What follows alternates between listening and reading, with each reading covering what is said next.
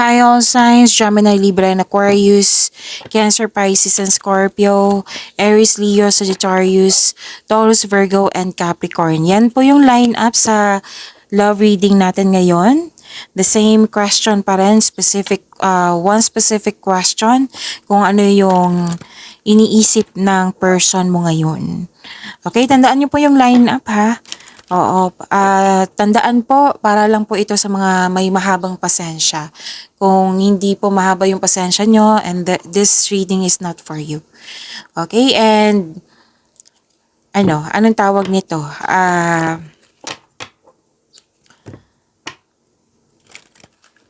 Isipin niyo po yung person nyo ngayon. Tapos, this is general reading. Tandaan niyo po ha, general reading ito, timeless reading po ito. Oo, kung parehas pa rin, kung same pa rin yung iniisip ng person mo, oo, same reading pa rin, yan pa rin, ibig sabihin yan pa rin yung iniisip ng person mo. Okay? So, isipin niyo po yung person nyo ngayon. So, let's start with air signs, Gemini, Libra, and Aquarius. So, huwag niyong kalimutan na mag-subscribe sa channel natin at i-click yung bell notification para updated kayo sa reading natin. Spirit Guide, ano po yung iniisip ng person ni Gemini ngayon? I need 2 cards po. Person ni Gemini.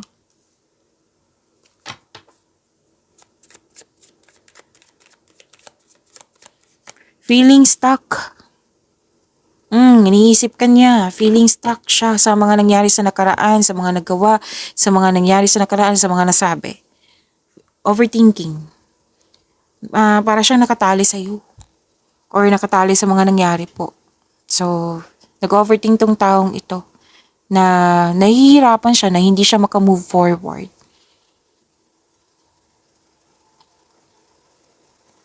At ang sabi po dito na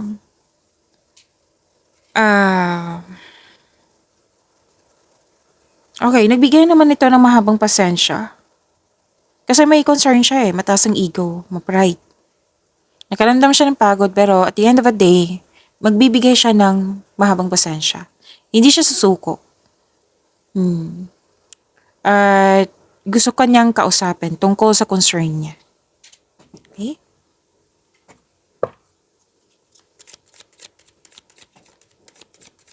Spirit Guide, ano po yung iniisip ng person ng Libra ngayon? I need 2 cards po.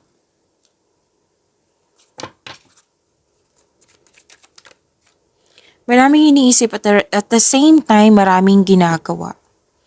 Oo. Maraming iniisip talaga. Gumagawa to ng plano. At nag-manifest siya. Nag-manifest siya na magkaroon kayo ng wonderful relationship. Nag-manifest po itong taong ito. Umiiwas to sa away. Yes, umiiwas to sa away.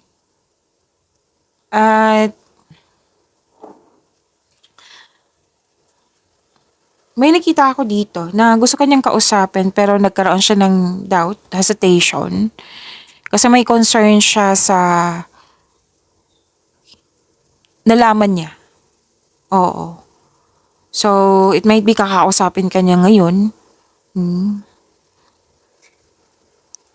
Libra. Spirit Guide, ano po yung iniisip ng person ni Aquarius ngayon? I need to another card. So, takpan natin ha kasi nakahubad. Don't worry, reading natin yan. Pwedeng bagong relasyon to? Or di kaya bagong kakabati lang?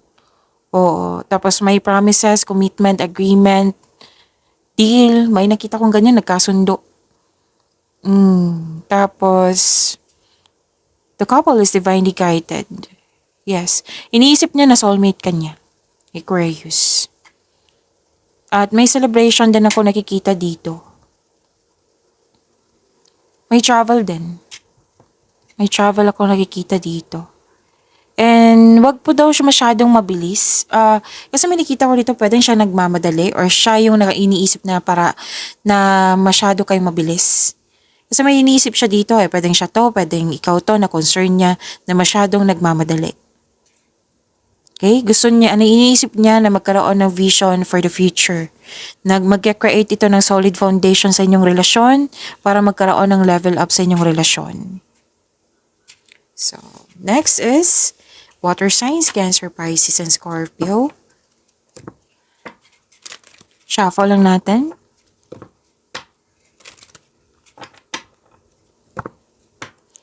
Huwag niyong kalimutan na mag-subscribe at i-click niyo po yung bell notification para malaman niyo updated kayo sa video natin. Okay? Tandaan, this is general reading, timeless reading. Kung naulit yung mensahe, meaning to say yan para yung iniisip niya. Spirit guide, ano po yung iniisip ng person ni Cancer?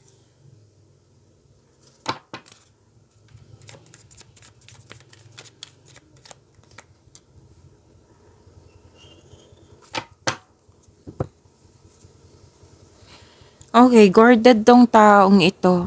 Pwedeng umiiwas siya para hindi mag-away or malalim ang iniisip niya. Tahimik lang siguro siya ngayon kasi tahimik, nag-observe siya sa surroundings niya.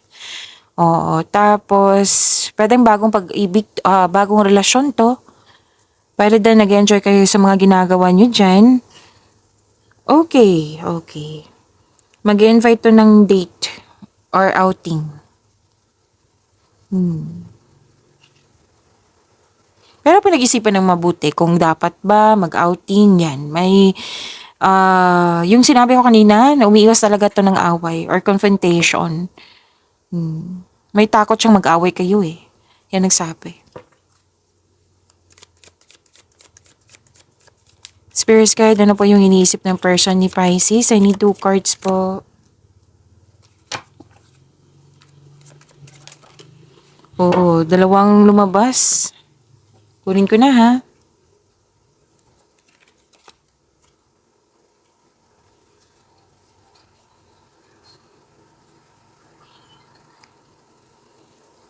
Malalim mo iniisip, may pumipili. Pumipili po siya dito eh. Oo. Oh, by the way, may temptation dito. Pwedeng sa paggasta to or any kind of temptation. So, may iniisip siyang ganyan. Pumipili, nag-iisip, nagpaplano. May nakita kong ganyan. And may nag-celebrate monthsary, anniversary, or any kind of celebration. Yes, may nag-celebrate and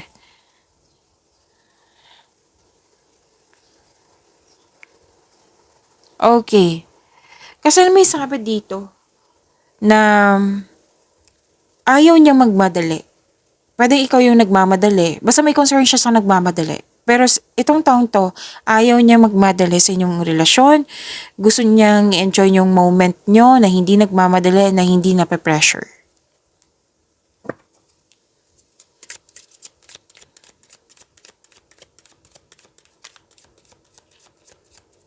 Spirits guys, ano pa yung inisip ng person ni Scorpio?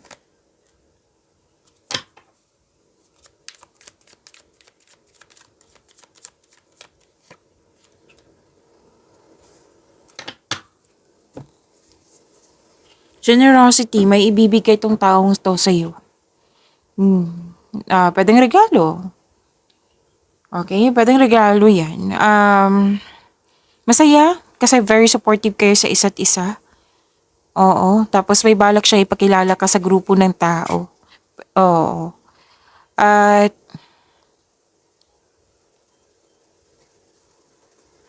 may nakita rin ako ditong kakapasok lang talaga yung ilan sa inyo na relasyon. May travel for a romantic trip. Yan yung iniisip niya ngayon. Next is fire signs, Aries, Leo, Sagittarius. Shuffle ko lang ha.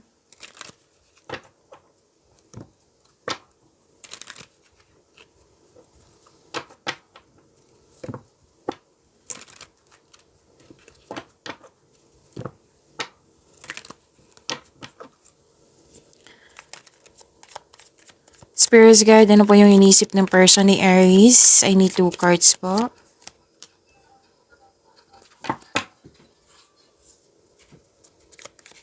So, huwag niyo kalimutan mag-subscribe at i-click yung bell notification para malaman niyo agad na may video tayo. So, Aries. Guarded. Ayaw ng away, umiiwas or may fear kasi dito na ayaw niya ng away. Malalim ang iniisip. Parang pumipili tong taong ito, Aries. May pinipili siya, pwedeng gagawa siya ng desisyon. At defensive to, guarded, ayaw niya masaktan. Yan nagsabi. Umiiwas ng confrontation or kumbaga nililimitahan niya yung sarili niya.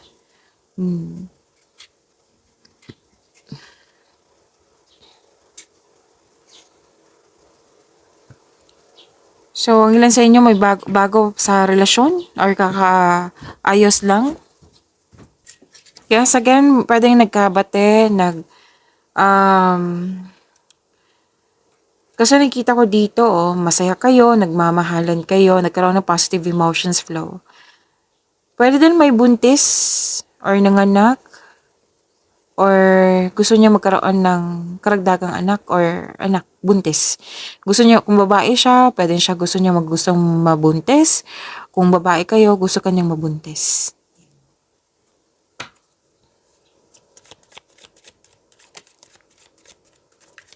Spirit guide, ano pa yung iniisip ng person ni Leo? I need 2 cards po.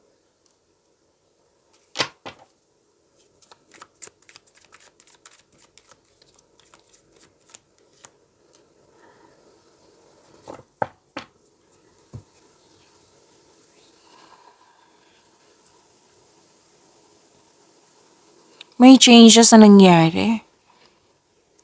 Okay, nakita ko dito na kung hindi kayo nagkaroon ng pagkakaunawaan or may concern siya, mag-uusap kayo nito. Tapos, ibabahagi niya sa'yo yung na-receive niyang blessings. Magkakaayos, may forgiveness ako nakikita dito eh. Magkakaroon ng yung happiness, kumbaga. May new beginning, may changes sa inyong relasyon. Oo, tapos iniisip niya na nakadestiny siya sa'yo.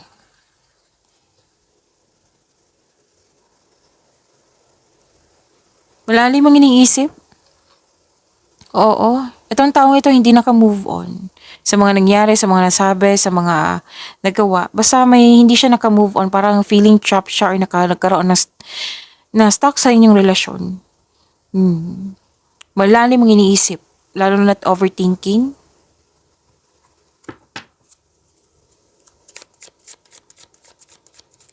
Spirit guide, ano pa yung iniisip ng person ni Sagittarius? I need 2 cards po.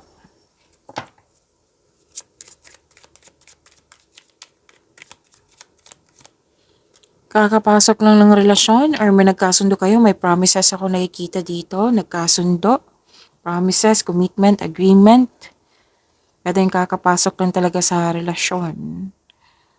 At nagmamahalan, nagbibigayan, masaya, mahal na mahal nyo isa't isa, very supportive kayo sa isa't isa.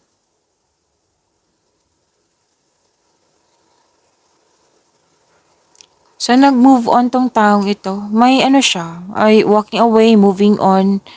Basta nag-move on. Oo. Na may nangyari sa nakaraan na nabibigatan siya, tapos nilet go ito, nag-move on siya. Kasi gusto niya magkaroon ng growth sa inyong relasyon.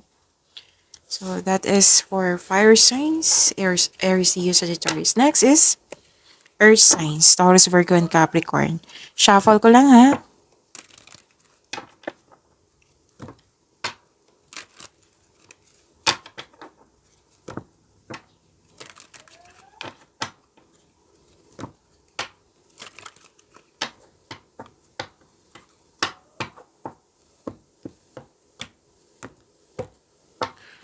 Earth signs. Okay. Let's start with Taurus. Iniisip ng person mo, Taurus. Huwag niyong kalimutan na mag-subscribe at i-click yung bell notification nang malaman nyo na may bago kayong video para updated kayo.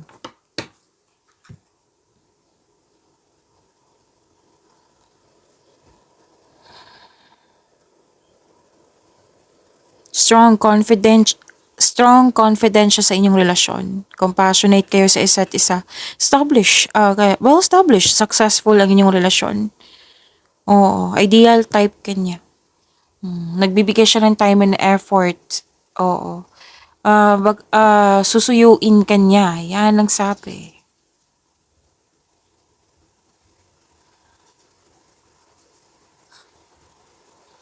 Blooming. Stability ang nakikita ko dito.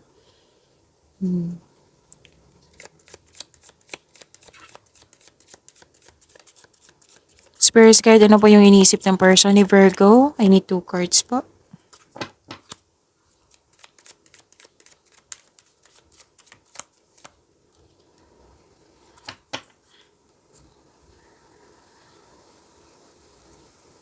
Sabi po dito, Virgo, iniisip niya na, ano to sense of stability. More on money. Pwede din na, basta pwedeng project ito para sa inyong pag-level up. Okay? Kasi, pwede din bibili siya ng regalo that pampers you both. Pwede din nag-ipon siya para magkaroon ng bakasyon. So, iniisip niya dito, more on plano to. Tapos, umiiwas siya sa toxicity. Opo. So, umiiwas siya sa toxicity.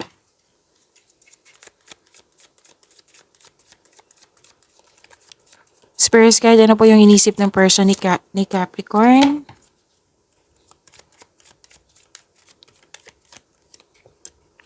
Na-overcome yung obstacles, challenges, struggles kasi hinarap niya.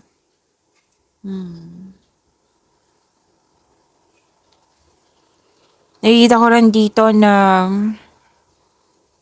i-share niya sa iyo yung problema niya, yung concern niya. Mukhang naging sensitive to. Capricorn. Yung person mo iniisip ng person mo. At nakikita ko dito na nagkaroon po ng pwedeng bibigyan ka niya ng regalo or tulong or nag-iisip siya na magbibigay. Magbibigay kaya to si Capricorn ng regalo or tulong. May iniisip siyang ganyan. Pwedeng siya ito Oo. So yan po. See you tomorrow. Maraming salamat.